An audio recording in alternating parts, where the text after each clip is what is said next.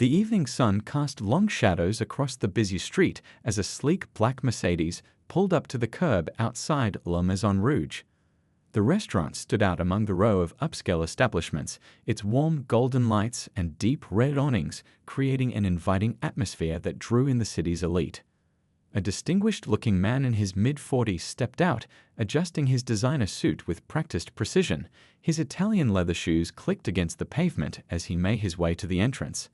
Everything about him screamed old money and influence, from his perfectly trimmed salt and pepper hair to his gold watch that probably cost more than what most people made in a year.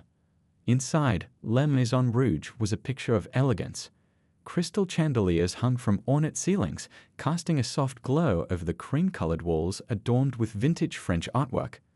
The gentle murmur of conversations mixed with the subtle clink of fine china and crystal glasses, creating that perfect high-end dining atmosphere. The host greeted him with a practiced smile. "Good evening, sir. Do you have a reservation?" "Of course I do," he replied, his tone carrying that hint of superiority that came from years of getting exactly what he wanted. "Table for one." As he was led to his table, one of the best in the house, naturally, he took in his surroundings with the critical eye of someone used to dining at the world's finest establishments. The table settings were immaculate, the silverware polished to perfection, and the wine glasses sparkled under the warm lighting. Just as he was settling into his chair, a waitress approached his table. She was a black woman in her early 30s, wearing the restaurant's standard uniform with an air of quiet confidence. Her hair was neatly styled, and her smile was genuine as she stepped up to the table. The change in the wealthy man's expression was instant and obvious. The polite mask he'd worn slipped, replaced by something far less pleasant. His eyes narrowed slightly, and his lips pursed as if he tasted something sour. He didn't even try to hide his disapproval as he looked her up and down. "Good evening," she said warmly, seemingly unfazed by his reaction. "Welcome to La Maison Rouge. May I start you off with our wine list?" The man's response was immediate and cutting. "I seriously doubt you'd know anything about fine wines," he said, his voice dripping with condescension. "Perhaps someone more qualified could assist me." Several nearby diners paused mid-conversation, their attention drawn by his loud and dismissive tone. The waitress, however, maintained her professional demeanor, her smile never wavering despite the obvious insult. "I'd be happy to walk you through our extensive wine collection," she replied calmly. "We've recently added several exceptional vintages from small French vineyards that I think you might enjoy." The wealthy man let out a short, derisive laugh that echoed through the quiet restaurant. "Listen," he said, leaning forward slightly, "I've been collecting fine wines probably longer than you've been alive. I don't need suggestions from someone who's probably never even been to France." The other diners were now openly watching the scene unfold. Some looked uncomfortable, others angry, but all were witnessing a display of prejudice that felt out of place in such an elegant setting. Yet through it all, the waitress maintained her composure, standing straight and tall, her dignity intact despite the wealthy man's attempts to diminish her. Little did he know, this evening was about to take an unexpected turn that would challenge everything he thought he knew about appearances, assumptions, and success. The tension in the air grew thicker as the wealthy man continued to make his presence felt throughout the restaurant. His voice, deliberately loud and carrying, made sure everyone could hear his complaints. The waitress stood patiently, her order pad held steady in her hands, as he launched into another critique. "I find it hard to believe," he announced, loud enough for nearby tables to hear, "that someone like you could possibly understand the complexities of fine dining." He gestured vaguely at her uniform. "Shouldn't you be working at one of those chain restaurants instead?" A couple at the next table exchanged uncomfortable glances. The woman half rose from her seat, clearly wanting to say something, but her companion gently touched her arm, silently urging her to stay out of it. The waitress took a deep breath, her professional smile never faltering. "Sir, I'd be happy to tell you about our chef's special for the evening. We're featuring a duck confit with a reduction sauce that's gotten excellent reviews." "Duck confit?" he scoffed, picking up the menu as if it had personally offended him. "And I suppose you can tell me the proper wine pairing for that." His tone dripped with sarcasm as he continued, "Do you even know what duck confit is?" "Actually," she began, her voice steady and informed, I would recommend our 2015 Pinot Noir from Burgundy. Its earthy notes and subtle cherry undertones complement the richness of the duck perfectly. This seemed to irritate him even more. He waved his hand dismissively, cutting her off mid-sentence. I want to speak with someone else. Surely there must be a more experienced server in this establishment. The other staff members watched from their stations, their faces a mixture of anger and sympathy. A young busboy nearly dropped his tray of water glasses, distracted by the scene unfolding before him. The maitre d' stood at his podium, carefully observing the situation, his expression unreadable. "Sir," the waitress responded, maintaining her composure, "I can assure you that I'm fully qualified to—" "Qualified?" He interrupted with a harsh laugh. "Let me tell you something about being qualified. I dine at establishments like this all over the world. I've had meals prepared by Michelin-starred chefs in Paris, Tokyo, and New York. I think I know a bit more about fine dining than someone who's probably never left this city." The restaurant had grown quieter now, the usual dining room chatter reduced to whispers. The soft classical music playing in the background seemed to fade away, overshadowed by the tension of the moment. The waitress straightened her spine, adjusted her collar, and spoke with quiet dignity. "Would you like a few more minutes with the menu, sir?" Her professionalism remained impeccable, a stark contrast to his behavior. "What I would like," he said, his voice rising again, "is to speak with whoever is in charge of this establishment. Immediately." He folded his arms across his chest, a smug smile playing at the corners of his mouth. "I think they should know about the quality of their staff." Several emotions flickered across the waitress's face, too quick to read, but none of them showed defeat. Instead, there was something else in her expression, something that might have looked almost like amusement. "Of course, sir," she replied, her voice carrying a hint of something new. Was it confidence? "I'll make sure the owner comes to speak with you right away." She turned and walked away with perfect posture, her head held high. The wealthy man sat back in his chair, clearly pleased with himself, completely unaware that his evening was about to take a very unexpected turn. As the waitress disappeared into the back of the restaurant, a few knowing smiles appeared on the faces of the regular customers. They had seen this scene play out before, and they knew what was coming next. The evening continued to spiral as the wealthy man seemed determined to find fault with everything. When the waitress returned with the wine list, he barely glanced at it before launching into another tirade. "I see you carried Chateau Margaux," he said, his finger tapping the menu. "Tell me, what can you possibly know about such a prestigious wine?" His eyes narrowed as he waited for her response, clearly expecting her to stumble. The waitress calmly replied, "The 2010 vintage was exceptional. It has beautiful notes of black currant, cedar, and violets. Would you like to hear about the vineyard's history as well?" Her knowledge seemed to anger him even more. "Anyone can memorize wine descriptions," he snapped, slamming the menu shut. "Bring me the 2005 vintage. At least I can trust my own judgment on that." As she walked away to fetch the wine, an elderly couple at a nearby table shook their heads in disapproval. The woman whispered to her husband, "That's the third time this month I've seen someone treat her like this. You'd think they'd learn by now." When the waitress returned with the wine, her technique was flawless. She presented the bottle, cut the foil with precision, and removed the cork with expert hands. But the wealthy man wasn't finished with his performance. "Stop, stop," he interrupted as she began to pour. "You're holding the bottle completely wrong. This is exactly what I mean about having qualified staff." He grabbed the bottle from her hands, nearly spilling the expensive wine in the process. The other diners were now openly staring.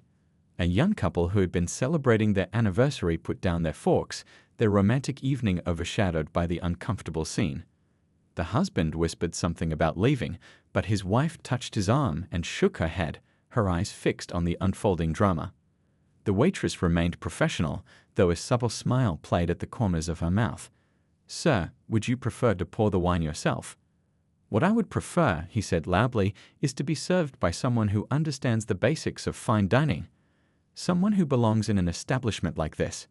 He emphasized the word belongs with particular nastiness. A busboy dropping off fresh bread rolls paused briefly at the table. "Would you like some more water, sir?" he asked, his voice shaking slightly with what seemed like suppressed anger. "At least someone here knows their place," the wealthy man muttered, waving him away without even looking up. The waitress straightened her uniform and spoke in a clear, steady voice. "Sir, I understand you have certain expectations about service. Would you like to hear about our specials, or should I give you more time with the menu?" He let out an exaggerated sigh. "I suppose you'll have to do for now. Though I must say, the standards here have clearly slipped. In my day, fine dining establishments knew how to hire the right sort of people." The other staff members exchanged knowing glances. The maitre d' was now speaking quietly into his phone, and several regular customers were hiding smiles behind their napkins. The atmosphere in the restaurant had shifted from uncomfortable tension to anticipation, as if everyone except the wealthy man knew something big was about to happen. The waitress smiled. A real smile this time, not the professional one she'd been wearing all evening. "Very well, sir. I'll be sure to pass your comments along to the owner. In fact," she paused, glancing at her watch, "I believe they'll be available to speak with you very soon." As she turned to walk away, the wealthy man sat back in his chair with a self-satisfied smirk, clearly pleased with himself for putting her in her place. Little did he know, his smug satisfaction was about to be very short-lived. The regular customers, who had witnessed similar scenes before, settled in comfortably. They knew what was coming next, and not a single one of them wanted to miss it. One elderly gentleman even adjusted his chair for a better view, a knowing twinkle in his eye. 10 minutes passed as the wealthy man sat at his table, occasionally checking his expensive watch and muttering under his breath about the service. He was just about to demand attention from another server when he noticed a change in the restaurant's atmosphere. The usual dining room chatter had dropped to a whisper, and several guests were sitting up straighter in their chairs. Through the dining room walked a striking woman in her early 30s, wearing an impeccably tailored designer suit that probably cost more than most people's monthly salary. Her walk exuded confidence, and her presence commanded attention. It took the wealthy man a moment to realize why she looked familiar. It was the same woman who had been serving his table, though now transformed from waitress to something altogether different. The color drained from his face as she approached his table. Gone was the server's uniform, replaced by an outfit that screamed success and authority. Her hair was now styled differently, and a pair of elegant designer glasses framed her eyes. She carried herself with the unmistakable air of someone used to being in charge. "Good evening," she said, her voice carrying clearly through the now silent restaurant. "I understand you wanted to speak with the owner about the quality of the staff." The wealthy man's mouth opened and closed several times, but no words came out. His face had turned an interesting shade of red, clashing with his expensive silk tie. He started, then stopped, his earlier confidence evaporating like morning dew. "There must be some mistake." "No mistake," she replied calmly. "I'm the owner of La Maison Rouge, the same person you've been insulting for the past half hour." She gestured to an empty chair. "Mind if I join you? We should discuss your concerns about my qualifications." Several diners were now openly watching, some even turning their chairs slightly to get a better view. The maitre d' stood nearby, barely concealing a smile. I didn't realize." The man stammered, tugging at his collar as if it had suddenly become too tight. "Clearly," she said, taking the seat across from him, "you didn't realize many things, like the fact that I spent 5 years studying in France, or that I personally select every wine on our list." She picked up the wine menu he had dismissed earlier. "The Chateau Margaux you mentioned. I was actually at the vineyard last month, selecting vintages for our cellar." The wealthy man seemed to shrink in his chair with each word. Around them, other diners were trying, and failing, to hide their satisfied smiles. "I make it a point to work in every position in my restaurant," she continued, her voice steady and professional. "From dishwasher to server to host. It helps me understand every aspect of creating an exceptional dining experience." She paused, letting her words sink in. "Though I must admit, not every guest makes assumptions about my capabilities based on my appearance." An older couple at a nearby table nodded in approval. The husband whispered to his wife, "About time someone put him in his place." The wealthy man's face had moved from red to pale and back again. His hands, which had so confidently waved away the waitress earlier, now trembled slightly as they rested on the white tablecloth. I apologize, he managed to stutter. I had no idea. That's exactly the problem, she replied, her voice firm but not unkind. You had no idea, yet you made so many assumptions. About my knowledge, my experience, my capabilities, all based on what you thought you saw. The restaurant remained unusually quiet, every diner and staff member witnessing this moment of reckoning. Even the soft classical music playing in the background seemed to have paused for this conversation. The owner stood up gracefully, smoothing her designer suit. Now, would you still like to discuss the quality of my staff? Or perhaps you'd prefer to hear about our wine cellar? I'd be happy to share my expertise, unless you'd rather dine somewhere more suited to your expectations. As the wealthy man sat there speechless, an elderly couple from a nearby table approached. The woman touched the owner's shoulder warmly, like an old friend. We've been coming here since you first opened, the elderly woman said loud enough for everyone to hear. Remember when this place was just an old brick building with leaky pipes? The owner's face lit up with a genuine smile. How could I forget? The real estate agent told me I was crazy to even consider it. Other regular customers began joining the conversation, eager to share their memories. A middle-aged businessman spoke up from his table. I remember when you were working as a waitress at that little diner across town. You used to tell us about your dream of opening your own restaurant someday. The wealthy man listened, his expression a mixture of embarrassment and disbelief as the story of the owner's journey unfolded around him.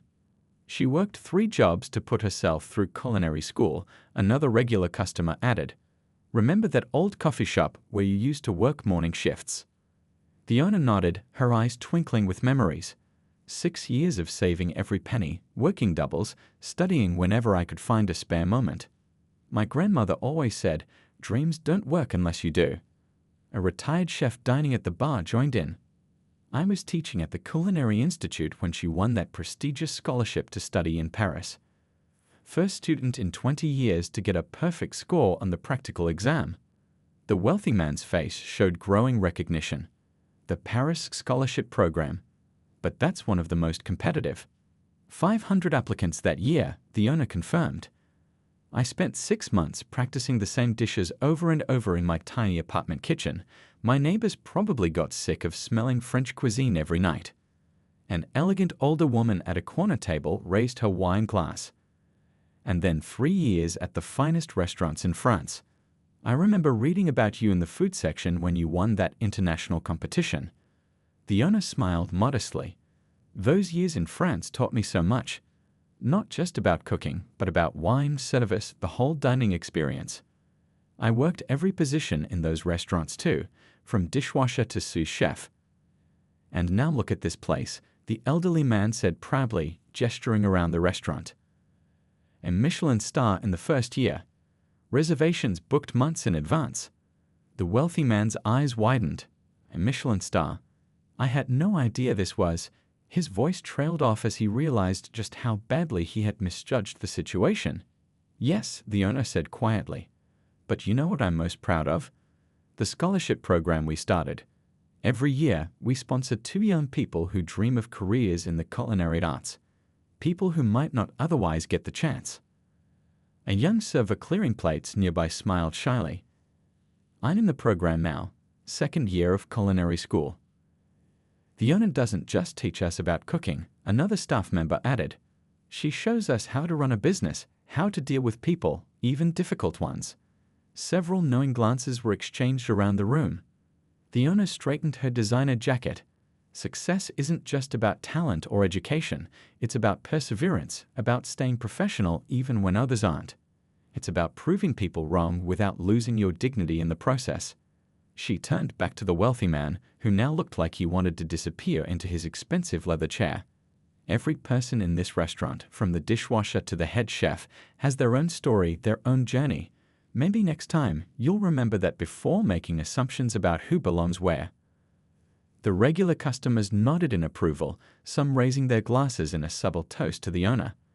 The entire restaurant seemed to glow with pride and respect, not just for her success, but for the way she had handled this uncomfortable situation with such grace. The wealthy man's demeanor had completely changed. Gone was the arrogant businessman who had walked in earlier that evening. Now he sat uncomfortably in his chair, his expensive suit suddenly seeming to weigh heavily on his shoulders. I don't know what to say, he stammered, his voice barely above a whisper. My behavior was inexcusable. The owner pulled out a chair and sat down across from him. You know, she said thoughtfully, I've dealt with similar situations many times before. But I've learned that these moments can either build walls or open doors. Which would you prefer? He looked up, surprised by her measured response. I don't deserve your kindness after how I acted. This isn't about what you deserved, she replied. It's about what we choose to do next. Would you like to hear about our actual wine selection now? Without assumptions this time.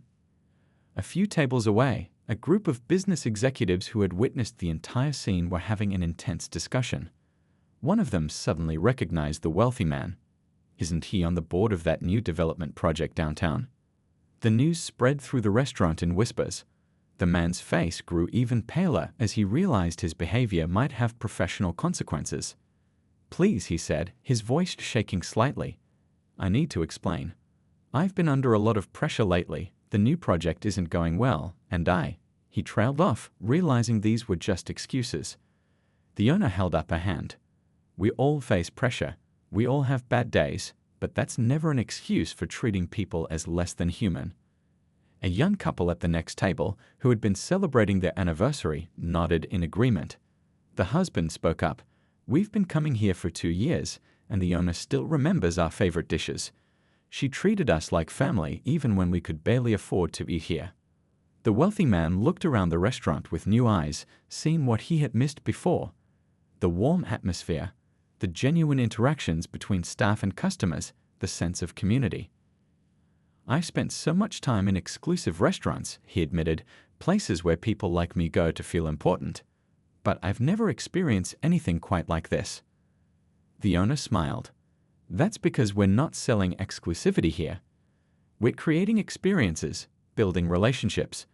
Every guest who walks through that door is treated with the same respect, whether they're celebrating their first anniversary or their 50th, whether they order our most expensive wine or just a simple cup of coffee. One of the business executives from the other table approached. I apologize for interrupting, but I think you should know, we're actually looking for restaurants to partner with for our community outreach program. We want to support businesses that make a real difference. The wealthy man suddenly sat up straighter. The downtown development project, he said, his voice carrying a new tone of humility. We've been doing it all wrong. Instead of bringing in generic luxury chains, we should be creating opportunities for local businesses, for people with real passion and commitment. The owner raised an eyebrow. Now that sounds like an interesting conversation. But first, she gestured to a server. Let's start over. Would you like to hear about our specials? The wealthy man nodded, a genuine smile finally replacing his earlier sneer. Yes, please. And he looked around at the other diners. I think I owe everyone here an apology for disrupting their evening. Several customers and staff members exchanged approving glances. The restaurant's atmosphere began to shift back to its usual warm buzz, but now with an undercurrent of something more. A sense that they had all witnessed not just an uncomfortable confrontation, but a moment of genuine change. 3 months after the incident, La Maison Rouge was busier than ever. The evening sun cast a warm glow through the windows as the owner stood at the entrance, greeting guests with her usual warmth. The restaurant had become more than just a fine dining establishment. It was now a symbol of breaking barriers and challenging prejudices. A familiar face appeared at the door, the wealthy man from that memorable evening. But something was different about him. The arrogant edge was gone from his walk, replaced by a more thoughtful demeanor. He wasn't alone this time. He was accompanied by a group of young people in professional attire. Good evening, the owner greeted them with a smile. Your usual table is ready. Thank you, he replied, the genuine respect in his voice a far cry from his first visit. These are the finalists for our community business development program. I thought they should see what real excellence looks like. The young entrepreneurs looked around in awe as they were led to their table. One of them whispered, Is it true that this place started with just a dream and a run-down building? The owner, who was walking past, overheard and stopped. Would you like to hear the full story? For the next few minutes, she shared her journey with the group, from her days of working multiple jobs to her studies in Paris. The wealthy man, now a regular customer and advocate for local businesses, added his own perspective. "When I first came here," he admitted to the group, "I made every wrong assumption possible. But sometimes our biggest mistakes can lead to the most important changes." He went on to explain how that evening had transformed not just his perspective, but his entire approach to business. The downtown development project had been completely redesigned, with a focus on creating opportunities for local entrepreneurs, particularly from underrepresented communities. "We've already helped launch 5 new businesses," he explained, "and each one of them has a story just as compelling as this restaurant's." The owner smiled as she looked around her bustling restaurant. At one table, a young chef from her scholarship program was explaining a new dish to customers. At another, one of her longtime servers was celebrating their graduation from business school, a degree partly funded by the restaurant's employee education program. "Success isn't just about proving people wrong," she told the young entrepreneurs. "It's about proving what's possible when we give people a chance to show their true potential." A local news crew was setting up in the corner. They were there to cover the restaurant's new mentorship program, which paired experienced restaurateurs with aspiring business owners from disadvantaged backgrounds.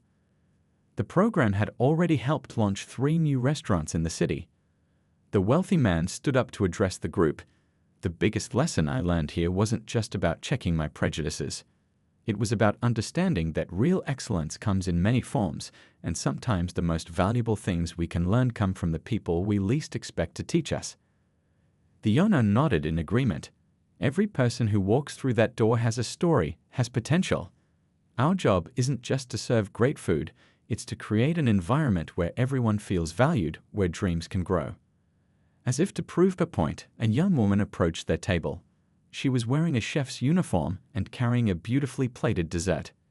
"This is my first original recipe to make it onto the menu," she announced proudly. She was one of the scholarship recipients from the previous year. The wealthy man looked at the owner. "You've created something remarkable here. Not just a restaurant, but a movement."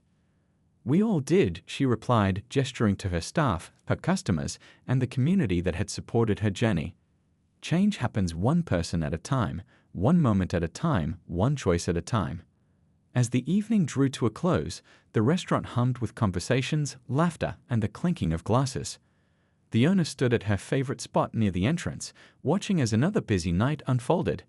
The restaurant had become more than she had ever dreamed, not just a place to enjoy fine dining, but a testament to the power of perseverance, dignity, and the simple truth that everyone deserves a chance to prove themselves.